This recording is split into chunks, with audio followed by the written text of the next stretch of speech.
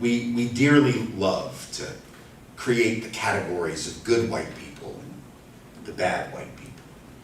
The bad white people are the white people who went to Charlottesville with swastikas and other white supremacist symbolism, right? Defended Confederate statues of people who went to war against the United States government and killed United States soldiers in the name of preserving white supremacy and enslavement. That's what they were fighting for. That's what their government told them they were fighting for. I'm from the South. I know my people lie about it, but we're full of shit. The war was about enslavement, and anybody who says otherwise is a liar. Right? But they went to preserve those statues because we want to preserve those worship altars to white supremacy. Why? Because we don't have adequate historical memory, and we don't actually have history at all. In this country, all we have is memory. There's a difference between history and memory, isn't there? Right? Memory is what your great-grandparents told you. History is what happened that they left out, and not by accident. Memory is what they told you. History is what happened that they left out, and not by accident. We selectively pick and choose the history that we want to talk about. That's why we're in this mess. And that's where we all come in. Because see, when we separate it into the good folks and the bad folks, right, and those Nazis in Charlottesville, they're the bad people, and oh my God, they're terrible, and oh my God, they're terrible. We would never be like that. And then we forget that every day we participate. And I'm not just talking about like the subconscious bias that the research says we all have to a degree. I mean, that's a piece of it, sure. And that's important. I talk about that in the film, and I don't think they probably got to that part yet in the film, but that's certainly part of the problem. But it's more than that, right? If you think about how people develop racial biases, I don't mean hatred now, I just mean everyday racial biases, the kind that allow them to sit back and do nothing in the face of injustice. Where do you think that comes from? Right? I know a lot of people would say, well, you know, you're taught that stuff, right? You're taught that maybe in your home. And there used to be this saying, there was an organization in the 70s and 80s, and I think it existed, it did, into the 90s, the National Conference of Christians and Jews. It became the National Conference on Community and Justice. I think they changed their name at some point in the 90s, right?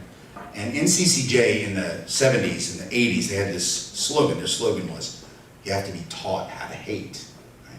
And for those of you who are musical theater fans, you know that was a line that was ripped off from South Pacific, right? There's a song in South Pacific with that basic line. But just trivia, just so you know, if you're into musical theater trivia, it's South Pacific, right?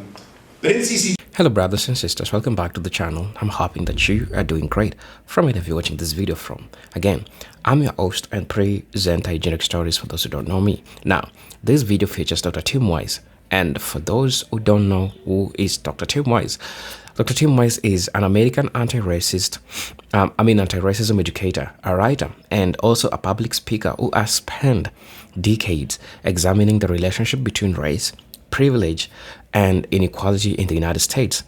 He is widely known for challenging white audiences to critically examine the historical and contemporary advantages associated with whiteness rather than viewing racism solely as an individual prejudice. Now, during his presentation, because this presentation was done at a conference called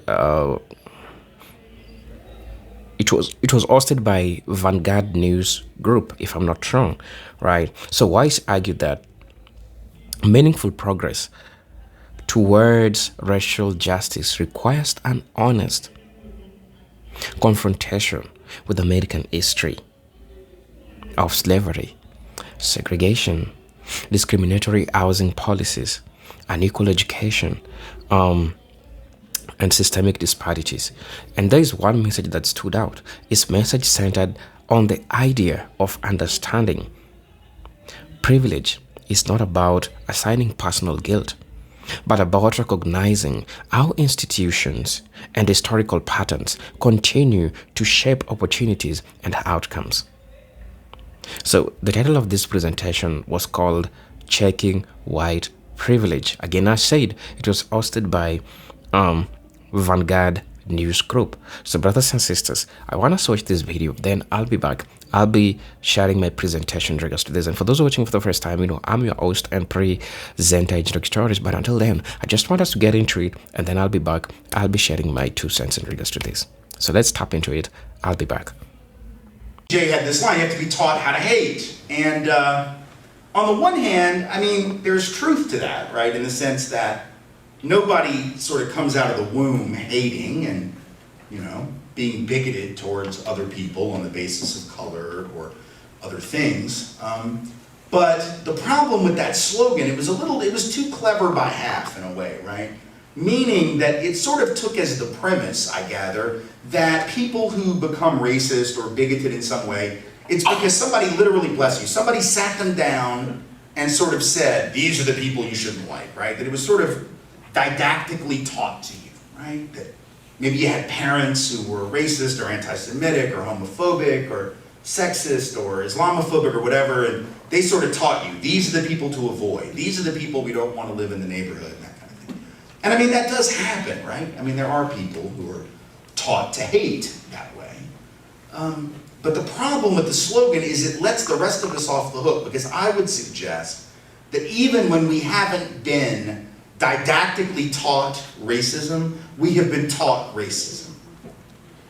And I want to suggest to you that we're taught racism by the day-to-day operation of our culture and our society. Right? So I want to tell you a story that'll sort of, demonstrate what I'm talking about. A few years ago, I was driving my daughters. I have two teenage daughters. They're 18 and 16, so if you are people who believe in prayer, feel free to send one up. They're great, actually. They're fantastic. But when they were 12 and 10, or as the kids like to say, 12 and a half and 10 and a half, because it makes them feel older. I was driving them one day to dance. They're both dancers, and they were, at that time, members of a dance company that was downtown in Nashville, where we live. And this one particular day, I was driving them from their school to the dance studio downtown. It's about an 8-minute drive on surface roads.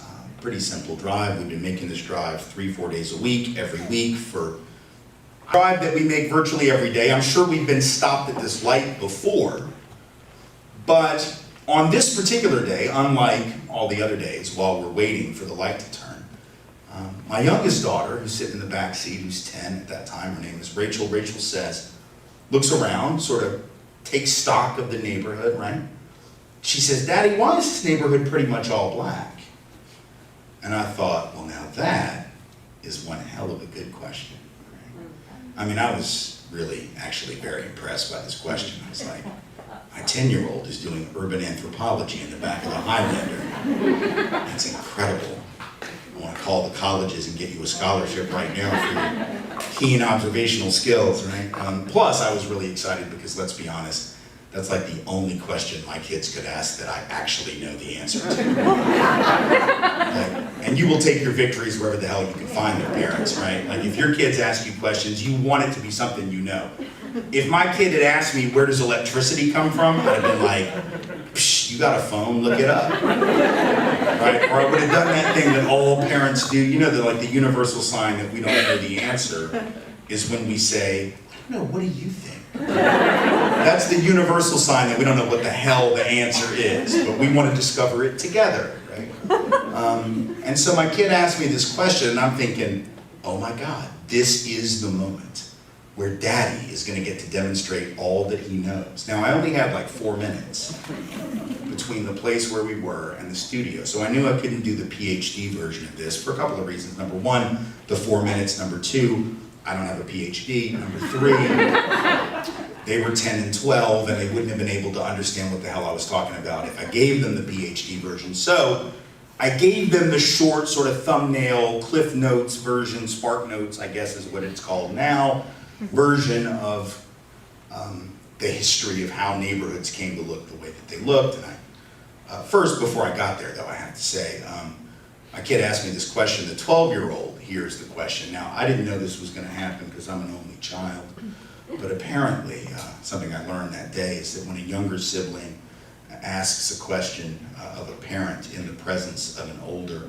sibling that the older sibling will inevitably, and without a whole lot of delay, offer their own answer, just to demonstrate how much more they know than the younger sibling. I didn't know this was a thing. Apparently, it is a thing. And so the 10-year-old said, "Daddy, why is this neighborhood pretty much all black?" The 12-year-old butts in and says, "Redlining." I was like, what the hell was that?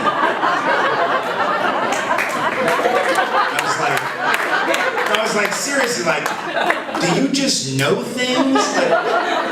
Like, did your mother give birth to a sociological savant? What the hell was that? Like, you're 12. What do you... And the 10-year-old said, "I don't know what that means." I said, "I don't think your sister does either, but that was a really clever guess." Now, I should say, I'm being a nice father here.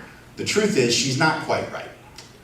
Redlining is not how the neighborhood got black. It is how it got poor. But I'm going to give her half credit because she's 12. I'm going to give her half credit. She heard that word somewhere. She sort of applied it wrong, but it's still better than your 12-year-old, so I'm going to take it. The reality is, right, redlining, which was this process whereby banks and lending institutions literally drew red lines around black neighborhoods. Anybody in that neighborhood wouldn't get a loan. That was an operative policy for generations. It was perfectly legal to do that until 1968 when the Fair Housing Act was passed, right? That is what starved urban neighborhoods of capital, but that's not what made them racially segregated. What did that was the fact that the government, and I then began to explain this to my kids on this 4-minute drive, right? I said, well, let's understand, first of all, the public housing community that we're in right now, these were not created for people of color. They were created for white people. In fact, people of color were barred from entering them and living in them for the first several years of their existence. They were whites only. They were specifically to give opportunities to working class white people, but at the same time, the government also created some other housing programs, the FHA loan program, later the VA loan program, later the GI Bill. And these programs, even though they were theoretically open to all, or in the case of the GI Bill, all returning veterans, in practice they were not. And overwhelmingly, people of color were excluded from them. And so, these government programs that built the white middle class were only for the white middle class. It allowed white folks who lived in the cities to move to the suburbs and get small, nothing fancy, but decent homes, right? In the places where the garbage got picked up twice a week and the schools were better apportioned and the jobs were starting to move, and people of color were kept in the cities because they weren't allowed to get those loans, and they were discriminated against when they tried to move getting a conventional loan, so they got trapped in the cities, and then redlining starved the neighborhoods of funds and they became poor. So I tell this story and I drop the kids off and I ask them, does that make sense? And they were appropriately horrified, so I felt like I had done my job. And as I pulled away, on the one hand I felt good. I felt like, all right, you know, my kids, even though they're 10 and 12, they can understand. They got the point, right? But I was also, even as I was pleased that they got the point, I was also overcome with this sense of dread, because I realized that the only reason that they were able to learn that lesson on that day was because I was in a position to offer it to them. But what happens to the typical white kid in this country that asks that question or wonders that same thing and asks their parents, and their parents don't have an answer? Because honestly, how many white folks really know the story? Like, a lot of people of color do, because they lived that story, right? They lived the story of redlining, they lived the story of discrimination, they lived the story of segregation, so their children tend to know. But how many white families actually know? Because we've never had to know. And so the typical white kid that asks that question, the parent is not going to have an answer. And what happens if my child asks me and I don't? My child is going to continue to wonder, isn't she? Even if daddy doesn't have an answer, she's going to keep wondering, how did it come to be like this? Why are they over here and we're over here? Why does their neighborhood look like this and this neighborhood looks like that? Right? And the only answer that they're going to be able to come up with is the one this culture gives them. Right? The default position of this society. And what is it? You know what it is, because it's the one thing we were all taught. The one thing, I don't care what your racial or ethnic or cultural background is, what your geographic background is, whether you were born here or whether you immigrated here but have been here more than a minute, you know what it is that our social gospel is. It's Genesis 1:1 in the Bible of Americanism, right? It's the idea that wherever you end up, it's all about you. because anybody can make it in America if you're just willing to work for it, right? That notion of rugged individualism, that notion of meritocracy, right? That anybody can make it in America. Now, if I tell you that, but I don't actually interrogate all of the history that made that not real, right? If I tell you that you can be whatever you want to be, that anybody can make it, but then I don't teach you the history that kept some people back and advanced other people, and then you grow up and you look around and you see certain people here and certain people here. You see certain people going off to jail and other folks not, even though they're doing the crime just as much, particularly with regard to things like drugs. Right? If I see certain people living like this and certain people living like this, I come to the conclusion that the culture gave me, which is what? That these people down here, they just must not try as hard. They must have bad values, bad work ethic, maybe bad DNA. Right? And the people up here, they just must be superior. They must work harder. They must have better values. Or maybe superior genetics. In other words, racist conclusions become logical in a society that doesn't interrogate its myth. Right? So we have this myth that we've all been taught, meaning we're all responsible for the outcome of that myth. If we aren't actively challenging it, we are helping to perpetuate it. That's not the president. That's not any given political party. That's on all of us. Because, see, we all sort of play that game, don't we? Because, look, I'm a parent. And when you're a parent, you do want your kids to think they can do anything, right? My wife and I, we tell our kids, you can be anything, right? But here's the difference. I insist on putting an asterisk at the end of that promise. And this culture doesn't do that as a general rule. I try to do it as a parent. And what I mean by that is, when I tell my kids, you can be whatever you want to be if you really work hard, I always put that asterisk at the end that says, by the way, for that thing to be true, there's some stuff you got to know. Right? And among the things you need to know is that y'all are both women. And as women, you are going to come up against men and, sadly, some other women who are going to seek to undermine you on the basis of sex and gender, and who are going to see you as inferior on that basis. So, in order for you to actually become all that you're capable of being, you're going to have to not just work hard as an individual, you're going to actually have to work to change the society and to fight these structures of inequality. If you do that, you can be anything that you want to be, right? But that asterisk, we're not real keen on that as a culture. In fact, sometimes I tell people that I put that asterisk at the end and they get pissed at me. Other parents, they're like, oh my God, you shouldn't tell your children that. You shouldn't tell your girls that.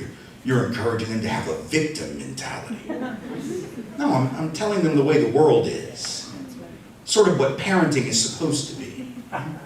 It's what parents of color always told their children. Right? Parents of color always told their children, you have to be twice as good to get half as far. Not because of anything wrong with you, because something wrong with them. That wasn't bad parenting, that was good parenting. Right? That was preparing your children for the world as it is. Not the world the way you want it to be, but as it actually is. So when I tell my children that sexism and misogyny and rape culture and all these things that they will face as women are real, I'm not encouraging them to think of themselves as victims. I'm trying to help them figure out ways to go around those obstacles. If I didn't do that, that'd be like sending them down a dark alley where there's an electric fence at the end of the alley, but I don't tell them about the fence because I wouldn't want to make them neurotic. The hell kind of dad would I be? I'd just be like, y'all just go run, just go down the alley. I know it's dark, but just go. Y'all just go, right? And then you hit the fence and you're like, Dad, why didn't you tell me about the fence? I'm like, well, didn't want to freak you out, It'd be pretty bad parenting. But that's sort of what we do as a society. We don't want to talk about this. We don't want to be honest about it because then that puts the burden on us. We just want to look at others, but we're all in this.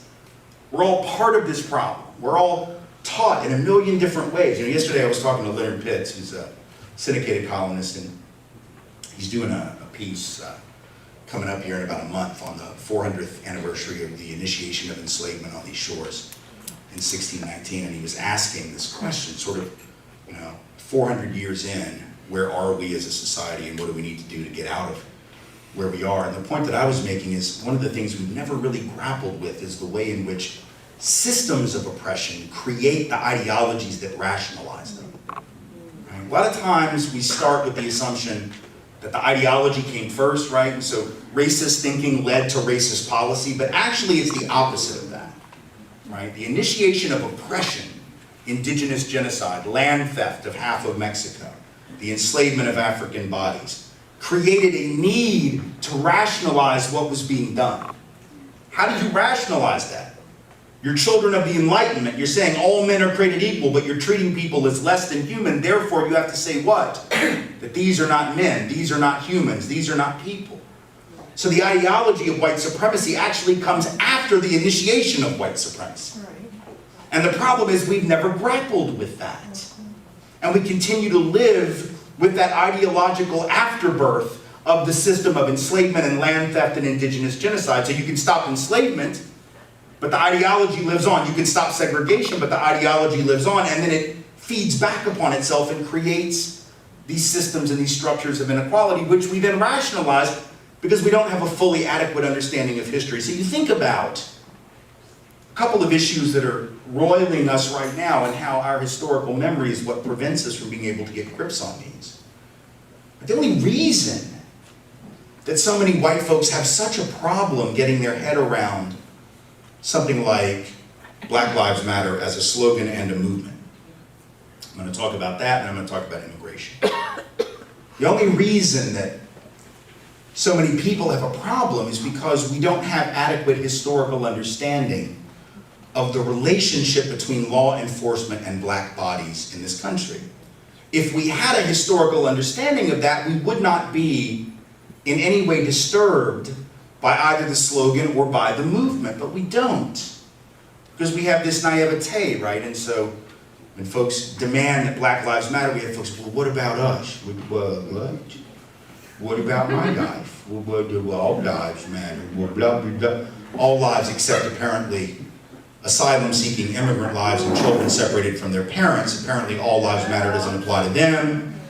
Right? So it's just the bullshit slogans that people came up with because they didn't want to deal with black life not mattering, right? Just, all lives matter except all those other brown lives that we don't give a damn about either. Right? All lives matter. What about my life? You beat the butt of me up, huh? I'm fully aware that white lives matter. I'm fully aware of that. My children's lives matter. I've got 2 white children. I'm very aware their lives matter. The difference is everybody else knows their lives matter too, right? Like the police all know. Right? The teachers all know, the employers all know. Nobody questions that their lives matter. Everybody knows it. You don't have to state that which is taken for granted, precisely because it's taken for granted. This is why we don't have White History Month, because we got a bunch of them. They just go by tricky-ass names that cover up the reality, names like May and June and July and August and shit like that. Right? That's White History Month. That's what we're covering. We don't have to call it that. We don't have to call that which is obvious what it is. You don't have to specify that which is taken for granted. So you don't have to say white lives matter or all lives. We've been saying all for a long time. We didn't mean it. Thomas Jefferson said it. Right? Most famous thing he ever wrote was what? All men are created equal, endowed by their Creator with certain inalienable rights, among these life, liberty, and the pursuit of happiness. He said all, but he didn't mean all. He owned 230 human beings when he wrote it. So he wasn't serious, but he said it. Right? The first Pledge of Allegiance, every iteration of it is first written in the 1880s. Right?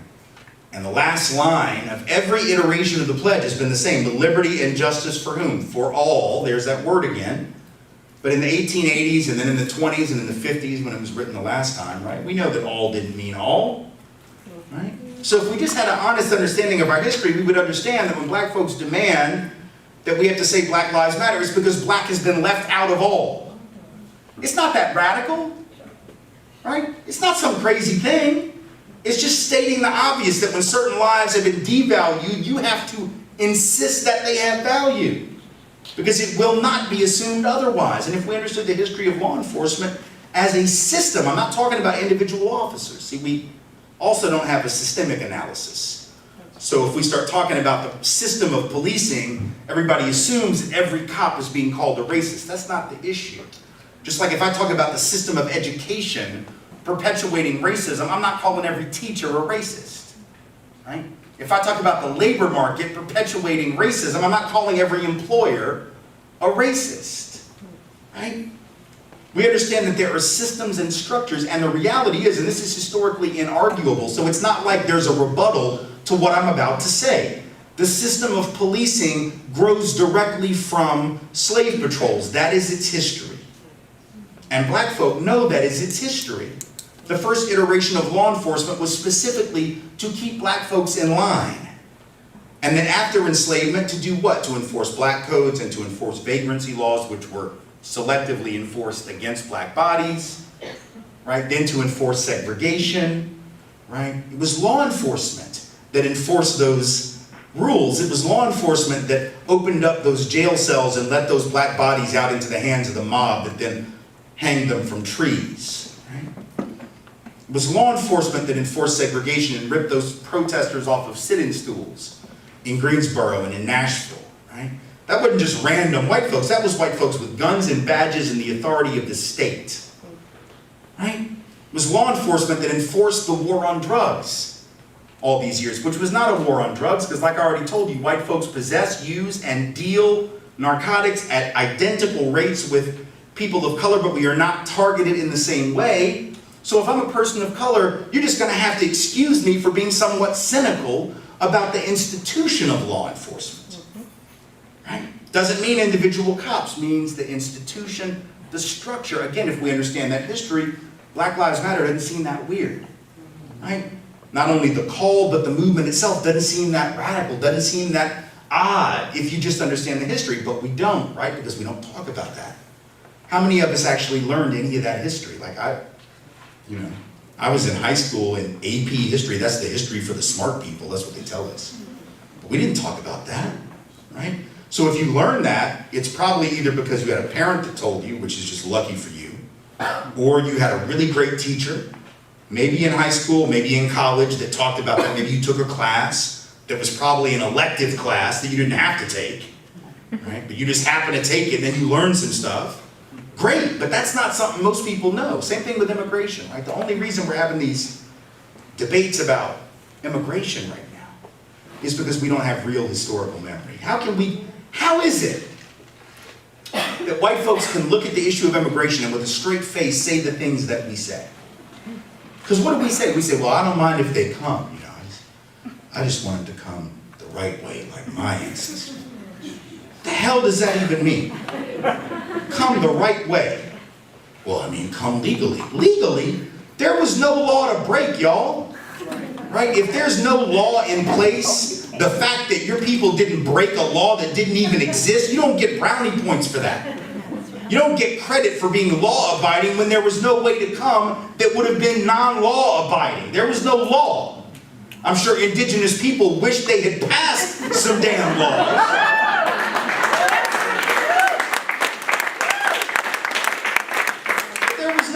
So when you say, my people came legal, there's no, first of all, not only was there no law, but if there had been, do you think your people wouldn't have come? Really? Right. Do you think, my great-grandparents, when they came from Russia in the early, I got some family goes back to the 1600s, okay, but we'll just move it up to the 1900s, the Jewish Russian side of the family. They come in the early 1900s.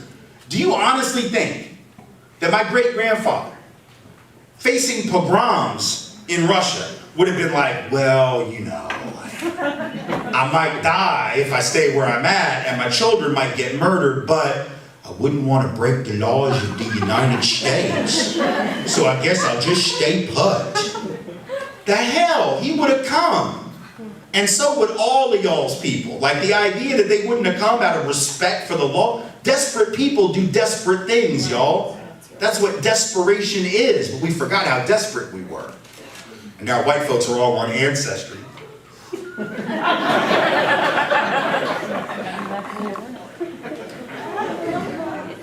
And let's be honest, when we're on there, you know what we're looking for. We're looking for kings and queens and shit. Right? We're not on there looking for peasants and labor organizers. I mean, I am. But most white folks are not. They're getting those DNA tests because they want to find out that they were connected to king something, something, something, queen something, something, something. Right? Oh my God, I'm related to queen whatever the hell of whatever the hell. And You know, forgetting how Queen whatever became queen and what royalty meant they stole stuff from poor people typically, but right? That's what we're looking for. We want to act like we come from nobility, right? That's what's so ironic about the president saying, what did he say? Well, Mexico's not sending their best. You think England sent their best? The hell, like, have y'all read Dickens? Like talk about shithole countries. Like, really? Like, Tale of Two Cities, y'all. Like, France and England, shitholes. Like, straight up. Like, that's sort of funny that we act like we come from, because I gather that there's some white folks who actually, we all came with clean fingernails and perfect English skills and advanced mathematical computation abilities, right? But we came with no skills, very bad levels of language competence in many cases, and certainly dirty fingernails. We act like we were the best of Europe. We were the losers of Europe. And I'm not saying that to be cruel. I'm saying that to make a point. I don't mean losers in a bad way. I just mean it in the obvious way. Winners don't get on the boat, right? Yeah. Like the winners don't leave. Why the hell would you leave if you were winning? You wouldn't. You would stay put precisely because you were winning. Only the losers leave. Right? And there's no shame in that. In fact, there's something beautiful about it. Right? There's something beautiful about being the loser and getting your ass kicked and deciding I'm done with that and I'm going to start over and I'm going to go to a different place and I'm going to start a different life. But you know what? It's just as beautiful when folks from Honduras do it and when folks from Sri Lanka do it.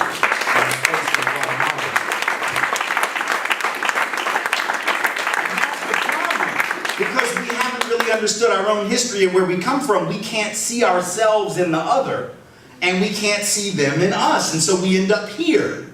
Because we create these artificial historical barriers where we act like somehow we came for all these high-minded principles. You know, that's what we say. Well, our people came for freedom, and they're just coming for stuff. The hell we came for freedom? If we came for freedom, we would have established freedom. But the colonies were like the most unfree place. Like, literally, the history of the colonies was like just trying to find out who the witch was so we could kill her. You understand? Like, it wasn't about freedom and liberty. It was about oppression. Not even just oppression of black and brown and indigenous people. Like, this oppression of other Europeans that didn't pray the right way. Like, it was not a place of freedom and liberty.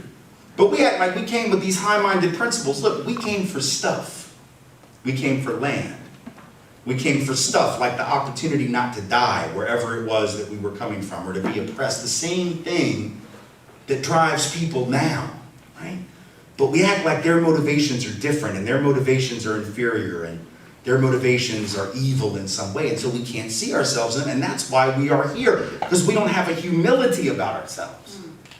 We don't have a radical humility about how we came to this place and what it means. That's why people say, oh, well, my family came over on the Mayflower.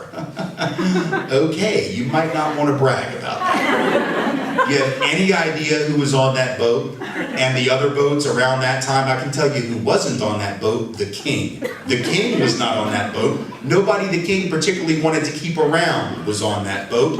It was a boat with the people who mostly could not make it in the country from which they were coming. And again, no shame in that, but we create shame, right, for those others who are doing the same thing. So if we understand this history, right, we can be a lot more humble. And part of challenging racism in this modern era is about that humility. It's about some historical humility. It's also about personal humility. It's also about acknowledging how we came to be in this spot where we are right now, not just as families, but as individuals. Because see, this is part of the problem. If you were taught that wherever you end up is all about you, and let's say you've done okay. Let's say, you know, not necessarily rich, but you're comfortable, you got a good job, you got a nice house, right? You got a decent education.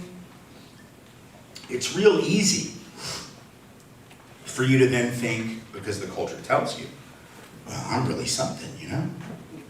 Really done something big here. Because humility is not encouraged by this culture, right? We live in a culture that's the opposite of humble, right?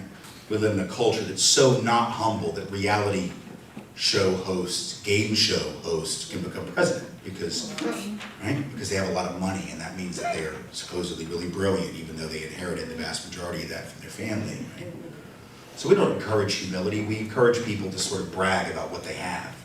And that's true for all of us. And we all sort of fall prey to it because we all get sucked into these reality shows where it's like these rich people who've really not accomplished anything, but they're famous for being famous.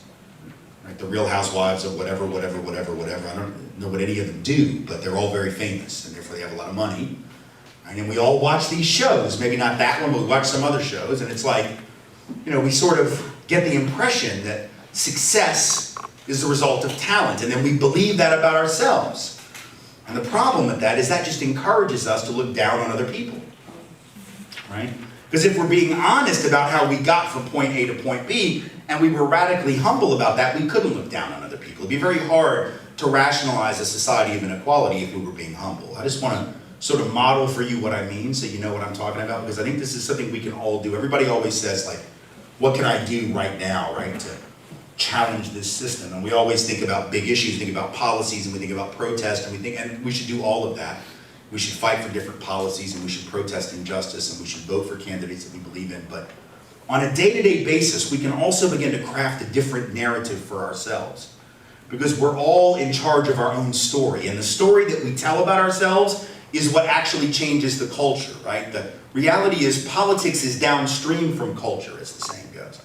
So if we change the narrative that we're telling, it changes the culture, and that changes the politics. And the narrative we're telling right now is this narrative of rugged individualism and the myth of meritocracy, rather than being honest about how we got where we are. So here's what I mean. Why am I here tonight? Well, I was asked, right? But why was I asked? Right? Who am I? There are a lot of good speakers and good writers who do really great work on these issues out there, and yet I'm one of them who has sort of risen to this level where I get invited to give these talks. Why? Well, the culture would have you believe, and my mother would have you believe, that it's because I'm just that good. Because that's what mothers are for. We're supposed to do that. But that really isn't it. I'm here because of a process over which I had very little control. A decent writer and I'm a decent speaker, but that really isn't the point because there are a lot of people like that. I'm here because of a process over which I have very little control. When I graduated from college, I happened to have my very first job out of college was as the associate director of an organization in New Orleans that was founded for the purpose of defeating neo-Nazi and white supremacist former Klan leader candidate David Duke when he ran for the US Senate and governor of Louisiana. That was my first job out of college when I was an undergrad, and they offered me the gig before I graduated. How did I know them? Well, I only knew them because I'd gone to Tulane. If I'd gone to any other college, right, I wouldn't have been there at that time, in that place, to know those men, get that job, build up a reputation fighting racism by doing the anti-David Duke work. How did I end up at Tulane? Well, the only reason I ended up there was because I was chasing a girl that was going to Louisiana State. True story. And she convinced me that I had to go to Tulane. I met her over the summer between junior and senior year of high school. She was a high school debater in Lafayette, Louisiana. I was a high school debater in Nashville, Tennessee. We were both at a summer debate camp in Washington, D.C. at American University. We met, and in the manner of 16 and 17-year-old teenagers, fell in love. And she convinced me after like 3 months that I had to change my entire life trajectory and go to Tulane. I was not going to go to Tulane. I was going to go to Emory in Atlanta and debate for them. They were recruiting me. That was my plan.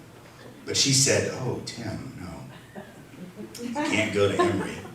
Because if you go there, we'll never see each other. You have to go to Tulane. It's basically as good as Emory, and it's just down the road from Baton Rouge, so if you go there, we'll be able to see each other. If you go to Atlanta, we'll never see each other. This will never work out." And I said, "Oh my God, you're right. Let me change my entire life plan."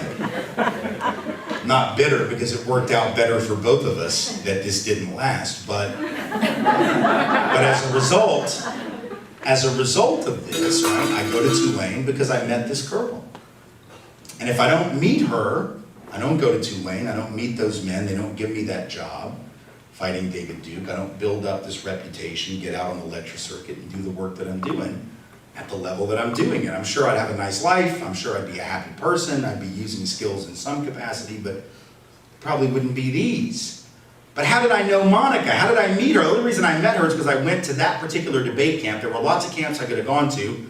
The only reason I met her was because I went there. That was serendipity. The only reason that I was there was because I was a debater. And the only reason I was a debater, you may think that it was natural for me, because you might think, listening to me, that I came out of my mother's womb arguing. But this is not true. I'm very verbal, yes, but that was not my original passion, nor my original skill set. I was actually a really good athlete. I was a very good baseball player.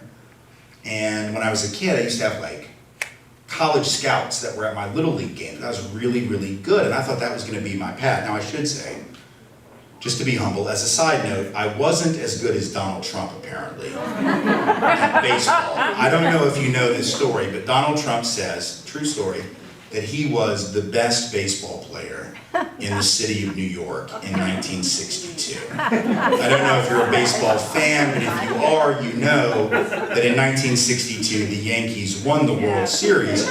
But Donald Trump wants you to know that he was better than Mickey Mantle. He was better than Roger Maris. He was better than Whitey Ford. He was better than Phil Rizzuto, if Phil Rizzuto was still playing at that point. Better than Yogi Berra, if he was still playing. Better than all of the Yankees. I wasn't Donald Trump good, but I was good. Good enough to where I thought that I was probably going to go to college for a baseball scholarship. I didn't know if I'd go pro, but I figured at least that was how I was going to get into school.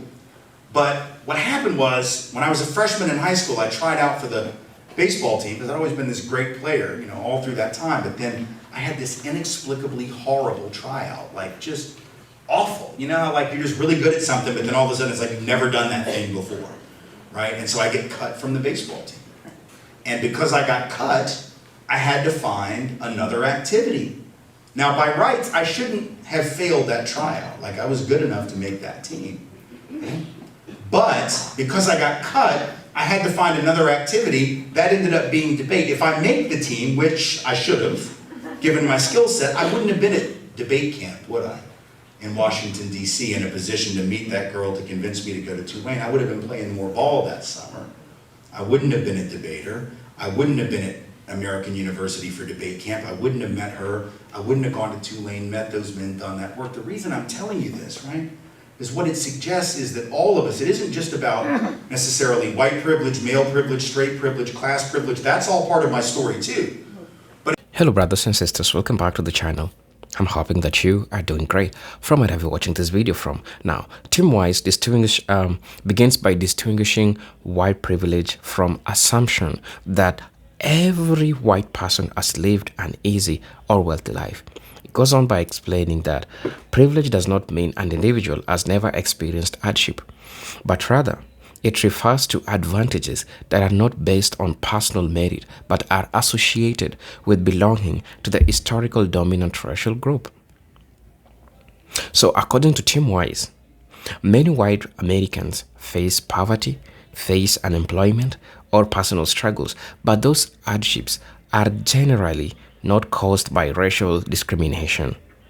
It goes ahead and argues that recognizing the distinguishable or the distinction help people understand how race can influence opportunities even among individuals who face other forms of adversity. And that tells you how it could be bad for black people. There's also hierarchy in racism. Of course, it is realistic that not all white people are rich. We have poor white people. But even with those lower classes, we still have some level of racism that black folks still face, right? So a major theme of White's discussion is that racism should not be understood only as an individual act of hatred or prejudice, but instead, he argues that racism also exists within institutions. It exists within laws, social systems that have developed over generations. So it points to historical practices such as slavery, Jim Crow segregation, redlining, and discriminatory lending policies as examples of systems that created lasting economical and social inequalities towards black folks. Now, even after many explicitly discriminatory laws were abolished, it contends that the effects of those policies continue to influence wealth accumulation even today. It influences neighborhood development, educational opportunities, and access to employment and across generations, right? That's all that, really happens, and we really get to see the benefit of all these systemic issues and how it's really affecting, black folks. um, Tim Wise also challenges the belief that the United States has become a completely, quotes unquote, post-racial society. Because he goes ahead by argue that while significant legal process has been made through the civil rights movement, racial disparities remain visible in areas such as income, such as wealth accumulation, such as healthcare, such as criminal justice. Put a star in where we say criminal justice, because now that's where it's the worst.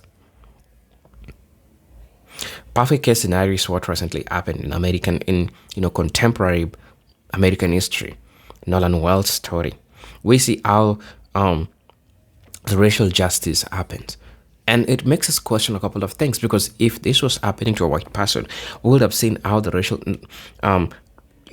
judicial justice will be, acting. And education. So Tim Wise goes ahead and argues that these disparities should encourage Americans to examine structural causes rather than assuming that all outcomes are determined solely by individual effort. His argument is that equal legal rights do not automatically eliminate inequalities created over centuries. And also, another important aspect of Tim White's presentation is his criticism of defensiveness among some white Americans whenever discussions about race is brought up. And he argues that conversations about white privilege are often misunderstood as personal attack or accusations of individual racism. And instead, he encourages audiences to separate their personal identity from broader historical and institutional realities. Wise believes that acknowledging privilege should be viewed as an opportunity for greater understanding rather than a source of shame or guilt, emphasizing that people today did not create history, but still live within its consequences. Tim Wise further, argues that educational systems often provide incomplete accounts of American history. That's particularly regarding slavery, indigenous displacement, segregation, racial violence, because he believes that presenting a fuller historical narratives enables citizens to better understanding to present-day inequalities. So according to Tim Wise, confronting uncomfortable aspects of history is not intended to divide Americans, but to promote a more accurate understanding of how institutions evolved. Many certain disparities indeed persists. So in his view, historical literacy is essential for developing informed public policy and fostering a genuine reconciliation. Another point that he also emphasizes during the conference is that discussions about race should not be viewed as zero-sum conflicts in which gains for one group necessarily result in losses for another. Because Weiss argues that reducing discrimination and expanding equal opportunities can strengthen democratic institutions and benefit society as a whole. Because he maintained that inclusive policies, fair access to education, equitable employment practices, and treatment under the law, which contribute to greater social stability and economic growth rather than undermining the interests of a particular racial group.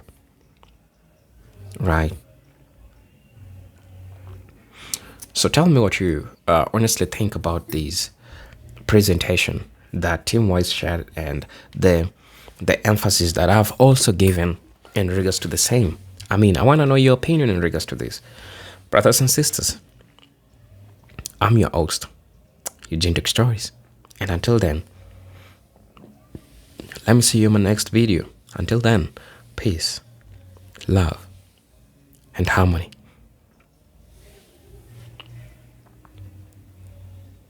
Salute.